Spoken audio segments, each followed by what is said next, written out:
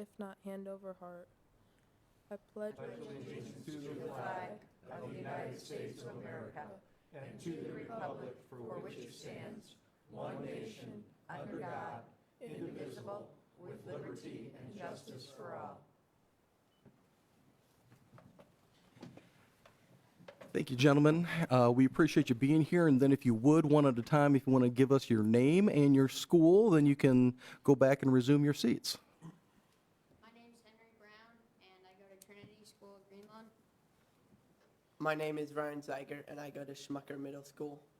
My name is Logan Linsky, and I go to Schmucker Middle School. My name is Nicholas Madlam, and I go to Grissom Middle School. My name is Raymond Veslick, and I go to St. Pius X Catholic School. My name is Oliver Mitros. I go to St. Pius X Catholic School. All right. Gentlemen, thank you for being here. We appreciate your help.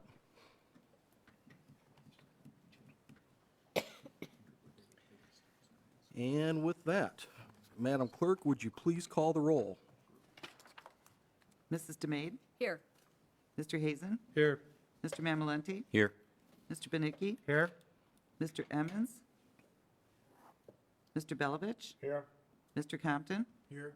Mrs. Volker? Here. Mr. Hicksonbaugh? Here. Approval of the minutes of our regular meeting of April 19th, 2022. Are there any additions or corrections? Then hearing none, the minutes will stand approved as received from the clerk's office. Petitions, communications, remonstrance, and memorial. Yes, Mr. President. We have appeal number 2022-10 to the Board of Zoning Appeals and the Common Council. This is a use variance to allow self-storage in C1 General Commercial, 1010 South Merrifield. This is signed by Brad Beer. We have appeal number 2022-13 to the Board of Zoning Appeals and the Common Council. This is a use variance to allow microblading services within a multi-tenant commercial strip center, C1 District at 4125 Grape Road. This is signed by Ronald Jors, owner of the property. We have petition number 2022-03 to the honorable members of the Common Council, City of Mishawaka, Indiana, petition to rezone from I-1 Light Industrial to R1 Single Family Residential, 1816 West 6th Street, and this is signed by Evan Forsland. Thank you. This evening, we have no report of any special committee that I am aware of, nor do we have any ordinances on first reading. So we will move into resolutions. Resolution number R 2022-10, a resolution of the Common Council of the City of Mishawaka, amending Resolution R 2021-30 as amended, which adopted a plan for distribution of the proceeds of the City of Mishawaka's grant from the American Rescue Plan Act of 2021. Thank you. We will now move into the public hearing on proposed resolution 2022-10. Anyone wishing to speak in favor, please come forward to the podium. Although I will state for the record that in a relevant part, the amendment to our ARPA plan, which is reflected in this resolution, references a fairly limited technical matter. In January of this year, the federal government, in the guidelines that came out from the U.S. Treasury Department, provided local communities such as ourselves with enhanced flexibility to treat up to $10 million as lost revenue, which simplifies and streamlines the reporting process and then allows us to spend funds on any governmental purpose. So that is the limited revision to our ARPA plan that is in front of us, this evening. And with that prelude, if there is anyone else who wishes to speak in favor, please come forward.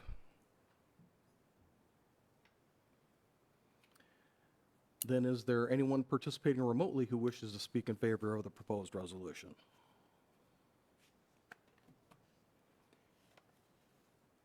Is there anyone here with us this evening who wishes to speak in opposition to the proposed resolution? If you would, please come forward. And is there anyone participating remotely who wishes to speak in favor, in opposition to the proposed resolution? Thank you. Are there any council members who wish to speak? I just want to add my thanks for the record to Mrs. McGuire, who was very patient with me this past week and helped me work through some conversations. As always, she was very helpful, and as has been mentioned before, we have a very collaborative process that's in place here. We appreciate the administration's willingness to work with us. We had a very productive meeting led by Mr. Mamiletti and the special committee charged with the review of our ARPA funds this past week. So we are moving forward with this, and the approval of this resolution is simply another step in that process. But thank you to Becky for her help in getting us to this point. And with that, if there are no other questions or comments from the council, I will call for the question. Question. Madam Clerk, would you please poll the council? Mrs. DeMade? Yes. Mr. Hazen? Yes. Mr. Mamalenti? Yes. Mr. Benicki? Yes. Mr. Belovich? Yes. Mr. Compton? Yes. Mrs. Volker? Yes. Mr. Hicksonbaugh? Yes. The resolution passes 8-0. This evening, we have no ordinances on second reading, so we'll move into privilege of the floor. At this point in time, members of the public are invited to the podium to speak with respect to non-agenda items only under privilege of the floor. Seeing no one, we'll extend that same invitation to those participating remotely under privilege of the floor. Thank you. Unfinished business. Yes, Mr. President, we have Resolution R 2022-07, a resolution of the Common Council of the City of Mishawaka, Indiana, approving a report of compliance with statement of benefits for certain property owners. Thank you. We'll now move into the public hearing on proposed resolution 2022-07. Mr. Spear, good evening. Good evening, President, members of the council. Name is Derek Spear, City Planner, offices here at City Hall. Property owners that have applied for either a real or personal property tax abatement must file a report with the council, and then in turn file with the auditor no later than May 15th. And the report reports the extent of which they are in compliance with the goals set forth at the time when the abatement was granted. Currently, we have 6 abatements in the city. All 6 require reporting for this year. All property owners have responded to our request to complete the Statement of Benefits form. And in summary, all 6 of the active abatements which require reporting are in compliance. They have exceeded, they have nearly met, or are working toward expectations. Construction for one of the active abatements, which is the Riverwalk project, has not yet begun. So a new abatement must be submitted and approved for this existing abatement because it will expire in May of this year. Since the prior reporting period, we've also had 2 abatements that dropped off the active list, and they no longer require reporting. The first one is for a real property abatement for a medical office building, which was attached to the St. Joseph Hospital, and that was a 10-year abatement that just recently expired. And the other one was for a assisted living facility for Bell Tower along Fur Road, and that one just expired. So I'm just going to give a summary a little bit of all 6 of the abatements, going from the earliest that was approved to the most recent. Riverwalk, they received an abatement back in 2013 for the first phase of a mixed-use apartment building and first-floor retail space, which was along Mishawaka Avenue. Although approved in 2013, construction didn't begin until 2015 and was finished in 2016. And the required reporting will be required through this year. They said that they had indicated that they had 5 to 8 jobs. So they said that this year's reporting that they had 5 jobs. Although not reported in the CF1, they also said they had a few additional jobs in some retail space that's actually along Mishawaka Avenue. There's a spa there. And then there was also another business called Bar Method that is vacant now, and they said that they're going to anticipate in leasing that space. So that they said that there could be additional 3 people in that space. Total payroll was listed at $230,000, which is higher than the $200,000 on the SB1. And then they said they have stated, they have actually invested $14.5 million on that project, which is an exceedance of the $14 to $17 million. So this project shall be considered in compliance since they've been in exceedance of both their employee goals and their investment, total investment. The next one is for WellPet. This is for an abatement approved in 2015 for equipment for a high-speed packaging line. Installation began in 2016 for this equipment and is currently in operation. Annual reporting will be required through 2023. And the net values upon completion of the project were estimated at $17.3 million in the SB1. Actual net values of the completed project was almost $26 million. So it exceeded the values by nearly $8 million. The total employment at the facility increased beyond what was originally projected. When the abatement was filed, they had 115 employees, and then with an additional 4 jobs to be added, the total employment was reported at 120. So since both the employment and the payroll is higher, and then the investment was higher, they should be considered in substantial compliance at this time. The Riverwalk Development Group, they received an abatement for a proposed project on city-owned property by the Riverwalk. When originally submitted, it was supposed to be a $12.5 to $13.5 million project and was to include 63 rental units. They're reevaluating the project due to changes in the market downtown, some of the new apartments that are being built. And their original intent was to start construction during the second quarter of 2020. We have amended in a development agreement between the city and the developer, which extended the occupancy date until March of last year, but then COVID further delayed that even longer. So the development agreement will once again have to be amended and a new property tax submitted and approved because the current abatement expires actually this May. So at this time, it should be considered in compliance just because it's still ongoing and they will need a new abatement should they start the project. Lippert Components is the next one.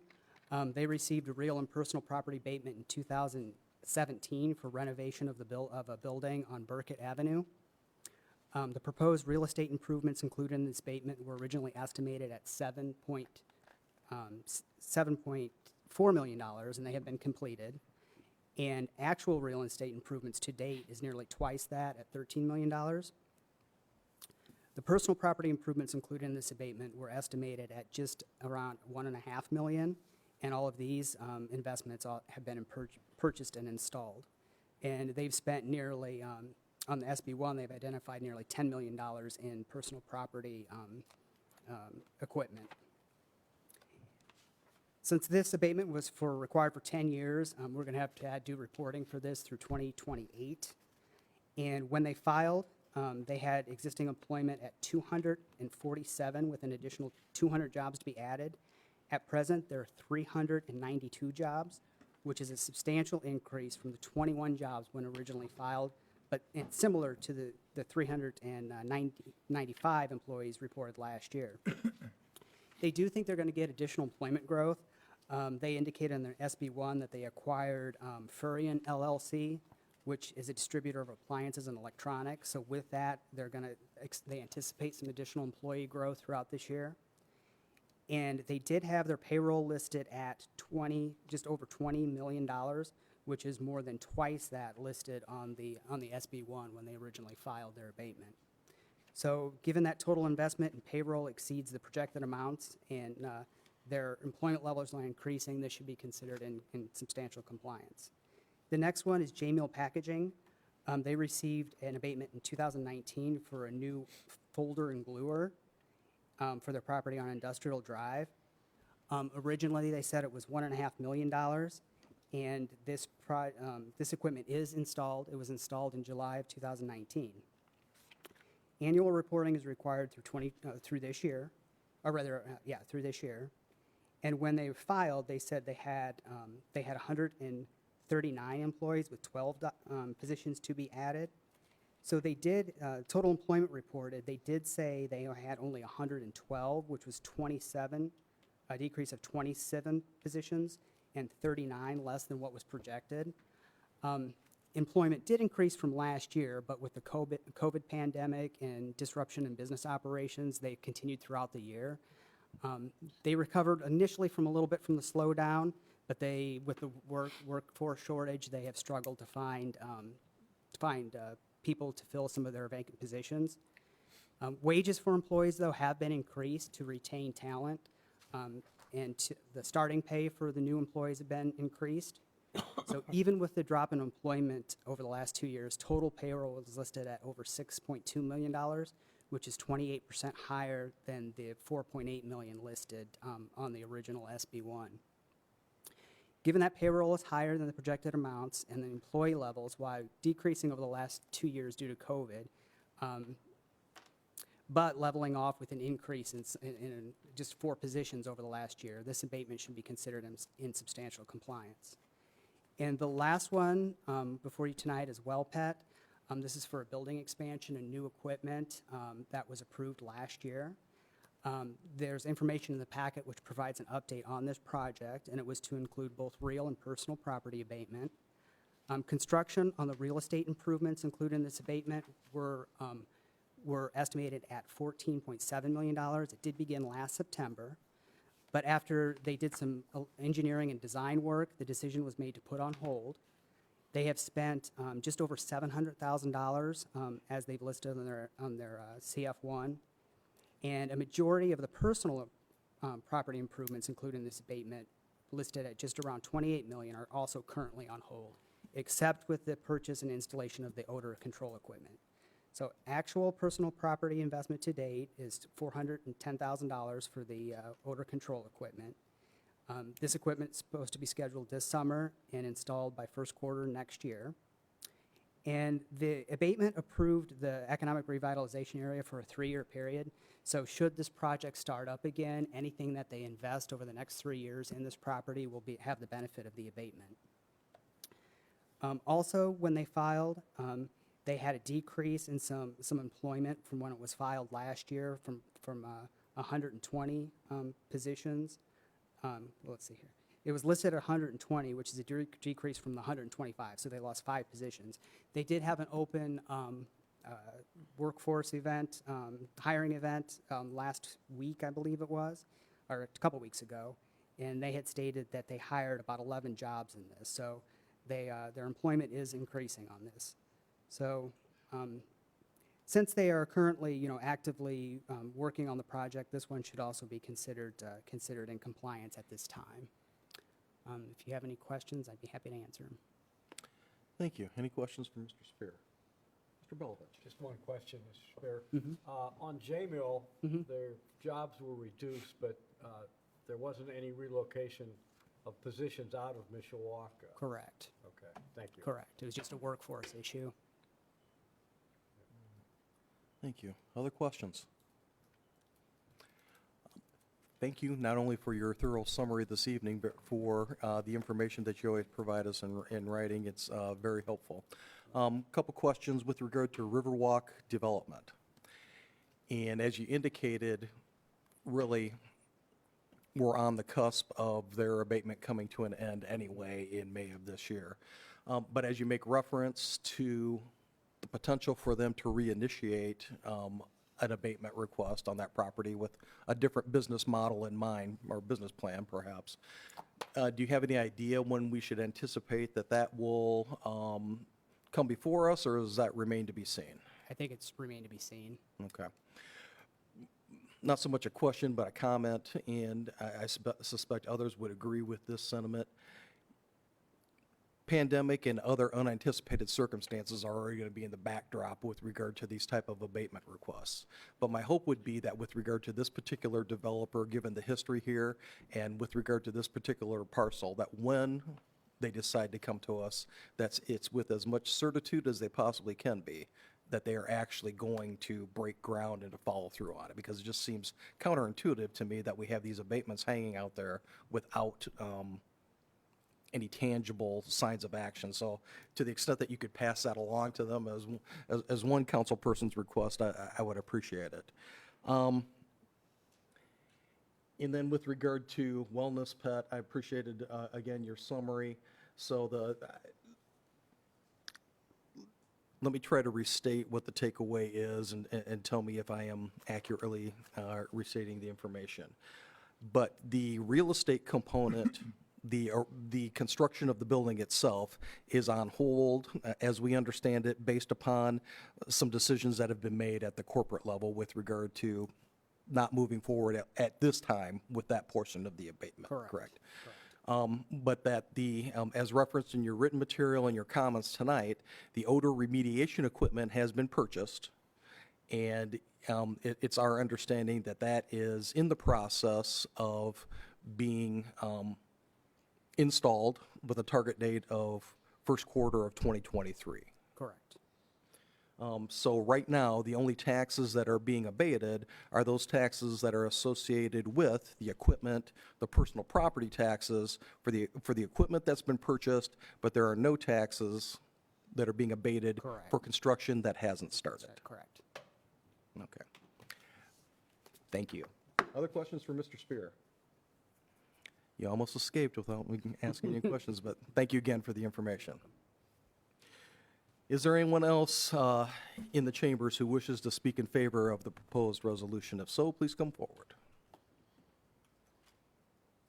Mr. President, members of council, Ken Prince, Executive Director of Planning Community Development, but I'm putting on my deputy mayor hat this evening. It's why I feel the need to come up.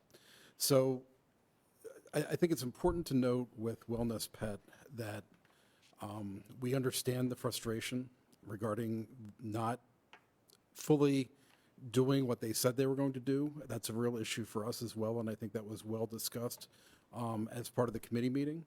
On the other side of that, we want to stress the importance of not providing a reason for them to, my understanding is they've ordered the equipment, they haven't received the equipment as of yet. We want them to go full speed ahead on this equipment, and if you can imagine, and I heard the discussion Councilman Compton made 15 years ago, this has been a process, and it started with no remediation, and then it started with different equipment being installed, and that equipment wasn't that effective. Well, we heard when they presented the proposal for this equipment exactly scientifically how it was going to reduce the odor, and we can discuss the percentages all that we want, but the reality is this equipment, as we understand it, should make a significant difference. So we just want to stress that giving them no reason not to follow through as they've identified is very important, and we hope that they follow through and do it. The other thing I would say, just on a level of my understanding of tax abatement, is I'm not sure how much assessed valuation the odor control equipment is going to, essentially how much benefit they're going to get from the installation of that equipment.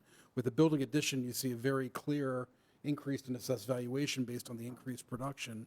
I'm not even sure how much benefit they're going to receive from the odor. Obviously, there's a benefit, there's a community benefit, there's a potential help with their litigation that's ongoing, but I'm not sure how much of a financial incentive we're talking about here from a city perspective that we're providing. So with those factors considered, we just want to encourage the council to consider it in compliance, reevaluate it as time moves on, and give them every reason to install it as they've identified in the committee meeting. And I'm happy to answer any questions that you might have. Thank you. Are there any questions for Deputy Mayor Prince? We have no clue from when they first purchased that building and the business to now what they've cleaned up, percentage-wise, do we?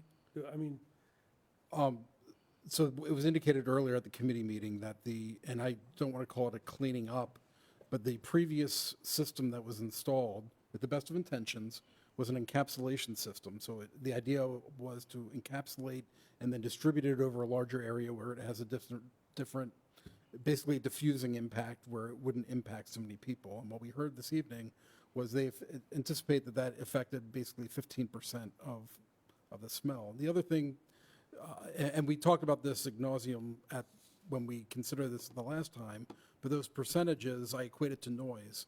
So if noise, there's a great commercial right now where it has a school band playing, and the lady who has the car gets in the car and shuts it. It's not that she can't hear the sound, but it greatly reduces it where it's completely tolerable. And I equate that to potentially how the smellification would work as well. It's not whenever you cook something or fabricate something, there is going to be a processing odor that comes from it. The question is it tolerable or not tolerable? And clearly, based on the discussion, again, that we had, the discussion ad nauseum last time, was that this was much higher tech equipment than was installed last time. it essentially has the best ability in our mind of taking care of the issue, which we think is of the utmost importance from a community livability standpoint. So with that, I'll, again, be happy to answer any questions. Mr. Compton? Thank you, Mr. Prince, thank you very much. And I could have asked Mr. Spear this, but what's common practice for a company that we give a tax abatement to with intent? Now, even though that they're not going to benefit from it because they decided at this point in time, they're not going to build the building, it's kind of on hold, is what we heard, but we also heard that it's not in the near future, it's not in the future plans at the moment. So, we're not sure if it's going to get built or not. Is it common for those folks to come back to the city and talk to us and say, hey, here's where we're at? Or is it just kind of happen? And I got on them for it. I asked, did you notify the city? There's no real responsibility to do that, I imagine, but I just thought that it made sense to me. Do you have any comments on that? We concur. I mean, we typically try not to bother the businesses that we have out there. We would like to think that they would notify us. But I also know from a corporate standpoint, and I don't know how else to put this, but the J-Mill Packaging of the world, we have a personal relationship. They're owned locally.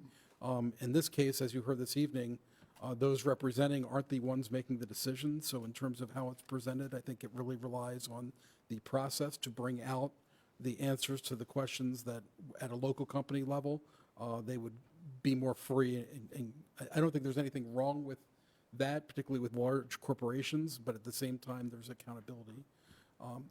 The other thing I want to mention regarding the Riverwalk one that's expiring, from the administration side, we think the moving forward on projects has been an issue with our past development agreements.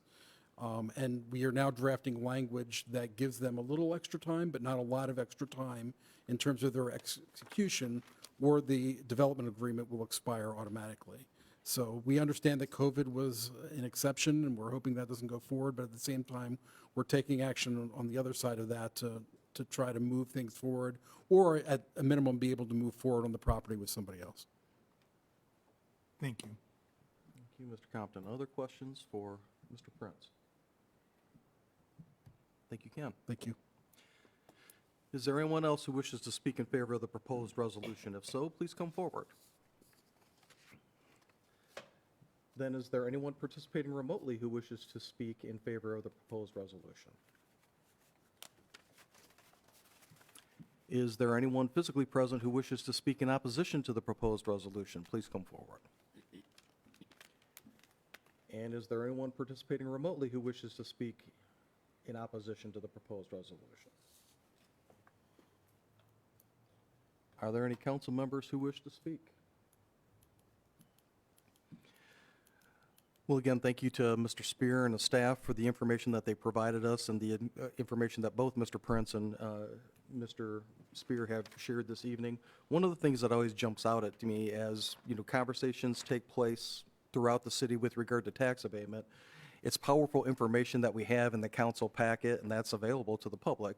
But I would suspect most people would not be able to identify how many abatements we've done in the history of Mishawaka going way back when. And if the spreadsheet we have is accurate, we're at a whopping 60, just over 60 of them.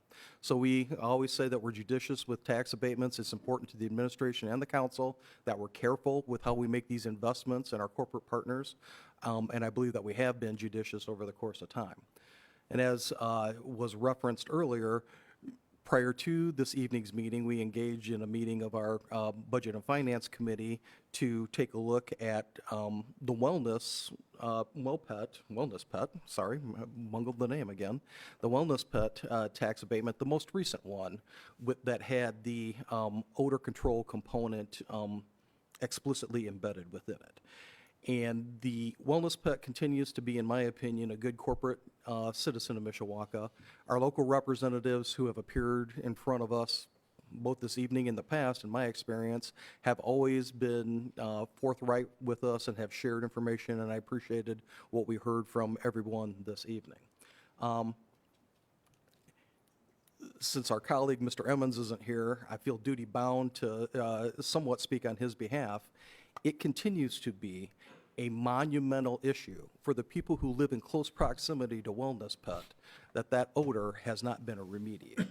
And I think it's fair to look at this not only in the context of this most recent abatement, but going back to a series of abatements where odor control equipment has once before, at least, been approved by this council.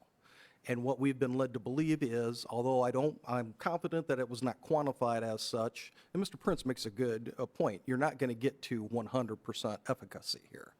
But we started out and we're at 15% right now, which is, I think, in everybody's mind, unacceptable. And our hope was when we approved the last one that we were going to be well beyond 15%. As high as in the 90th percentile. Things have happened, unintended consequences have arisen, and some decisions have been made at a corporate level that I don't think are in keeping with our expectations as a community with regard to how this project was going to play out. As I said in the committee meeting, if this was the initial vote on the Wellness Pet tax abatement, although Mr. Prince makes valuable points. And although we want to continue to partner with Wellness Pet, if this was the presentation this evening, I would be voting against it. I've given serious consideration against voting against this compliance report as being in substantial compliance. But on balance, I'm willing to give it one last opportunity to work. And I appreciate the leap of faith that Wellness Pet has made to continue to put the odor remediation equipment in place, even though the construction of the building itself that it was originally going to be attached to has not occurred. That's an act of good faith in my mind, and I really hadn't thought about that until Mr. Prince brought it up. So Wellness Pet is to be congratulated for that. I would say this. Construction schedules, supply chain problems, cost of labor aside, if next year when this report is in front of us, from one man's opinion, if we're no further down the line to that odor having been significantly remediated, I will never vote in favor of compliance for this tax abatement again, simply because I don't think it's fair to the people who live in that neighborhood to do so. So whatever can be done that is humanly possible to bring this much more in compliance. Substantially compliant doesn't mean it has to be perfect, but there has to be a heck of a lot more compliance than 15%. And I'm not voting in favor of a 15% solution ever again. So we will continue to work with Wellness Pet and value them as a corporate citizen. We appreciate the fact that those jobs are here and have been kept in the community for these many years, but it's got to get done. And sooner or later, the benefit of the bargain that we thought that we were obtaining when we approved the tax abatement goes away if there isn't a noticeable improvement in that odor control.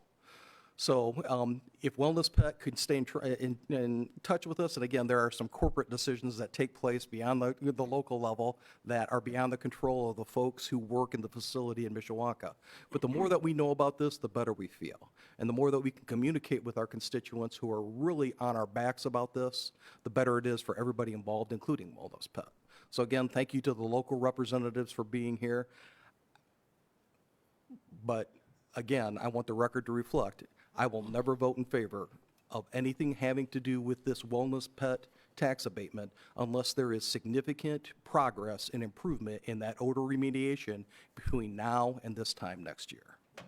Thank you. Any other questions or comments from the council? Mr. Belovich. Yes, Mr. President, just one thing for Mr. Prince.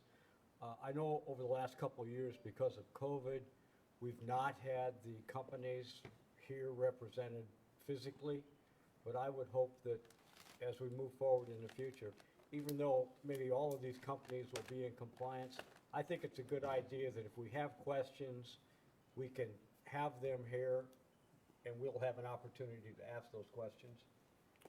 Mr. President. Please, Mr. Prince. So we kind of got out of our normal operating procedure, but I will note that we've only ever had them come in when there have been questions. And we have, at any point in time, and even during COVID, we've had, even if we had to do it Zoom, we have the ability to ask of them to participate and get questioned. So, Councilman Belovich, anytime that you have a question, even outside of this process, we have the ability to call them and ask those questions. As a matter of ordinary operating procedure, though, we don't feel the need, if the abatement is in compliance, to call their, like everybody, have too much on their plate already. So we only want to call them in if you do in fact have questions and we can resolve it. We don't want to have a standard time for them to come in and be questioned unless it's necessary. So what I'm understanding then is in the past, when companies have come in, it's only been when they've been out of compliance? During my tenure, yes. Well, not when they're out of compliance, but when there have been questions or concerns identified by the council. That's when we've called them in. Thank you. Other questions for Mr. Prince, since we have him in our sights once again? For the record, I would agree with that the administration has been very helpful in facilitating these meetings when we've requested specific tax abatement recipients to come in, and I can't recall a recipient who has not availed themselves of the opportunity to come in and speak to us. So, but certainly we can review the process going forward and tailor it as meets the needs of the council in this era. But thank you. Mr. Hazen. Mr. President, I have a question maybe for you or maybe for the council attorney. If I vote for this as a whole report yes tonight, will that bind me to a yes vote on one that's going to expire in a month?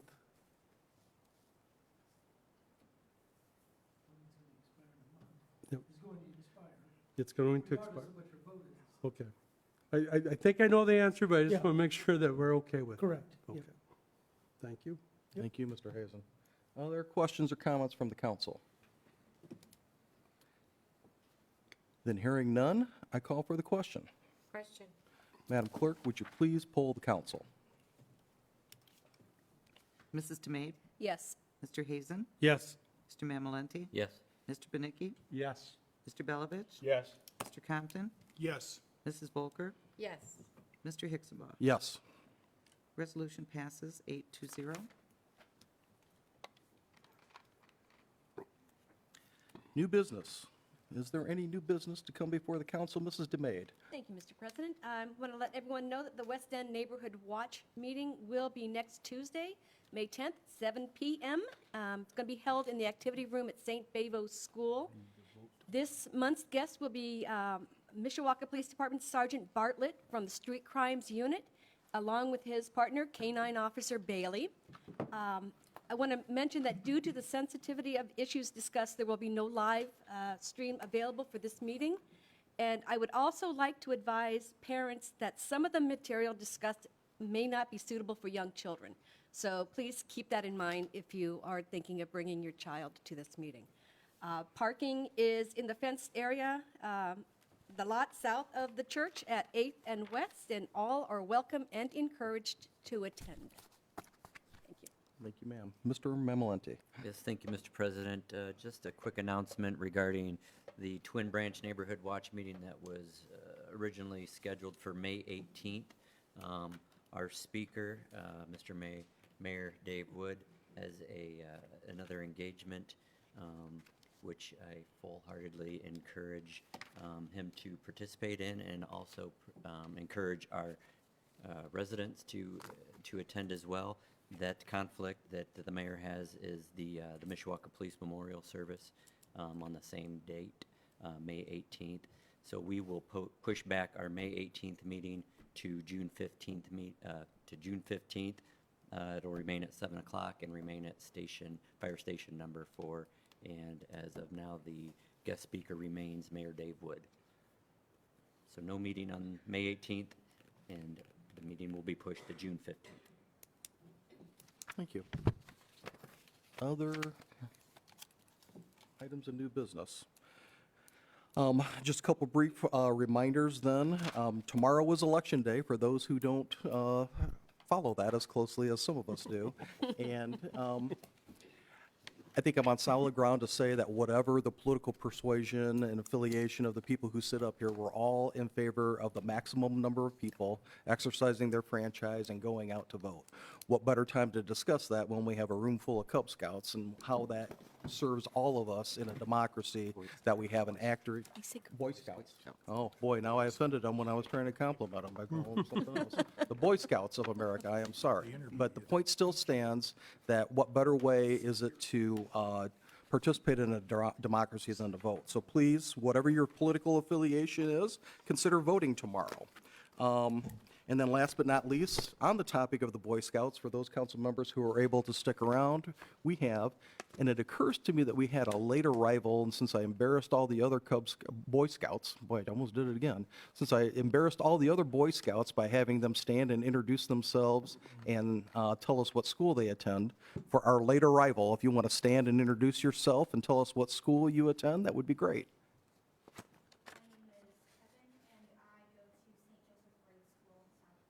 Kevin, welcome. Thank you for being here this evening. So, for any council members who have the time, if you want to stick around, the Scouts are trying to complete, as I understand it, one of their required tasks for their badges. So they have a few brief questions to ask us. And again, thank you for being here and helping us out with the Pledge of Allegiance. We appreciate it this evening. So with that, if there is no other new business to come before the council, a motion to adjourn would be in order. So moved. We are adjourned. Thank you, folks. Right.